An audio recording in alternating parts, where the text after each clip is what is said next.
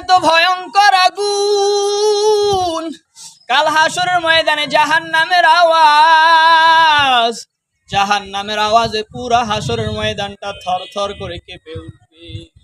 গুনাহগারের এক হাত একটা করে মাথার উপরে সূর্যটা চলে আসবে, সূর্যের তাপে গুনাহগারের মাথাটা টাস কইরা ফুইটা যাইবে। গুনাহগারের মাথার মগজগুলো ভাতের মারের মতো টকবক করতে থাকবে। আরে বুড়ি কোলে পচে পিছনের রাস্তা দিয়া পইরা যাইবে। সবাই ইয়া নাফসি করে চিৎকার করবে, আল্লাহ আমারে বাঁচাও, আল্লাহ আমারে বাঁচাও। এমনকি নবীরা পর্যন্ত ইয়া নাফসি করে চিৎকার করবে। মুসা আলাইহিস সালাম ইয়া নাফসি করে চিৎকার করবে। ঈসা আলাইহিস সালাতু ওয়াস সালাম ইয়া নাফসি করে চিৎকার করবে। নূহ আলাইহিস সালাম ইয়া নাফসি করে চিৎকার করবে।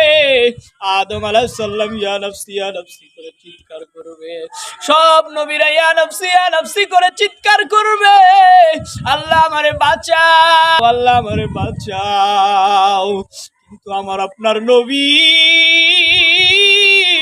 দয়ার নবী, মায়ার নবী আমার ইয়া নফসি করে চিৎকার করবে না। কাল কিয়ামতের দিন তিনি ইয়া উম্মতি করে চিৎকার করবে। আল্লাহ আপনি আমার উম্মত রে বাঁচান, আপনি আমার উম্মত রে বাঁচান।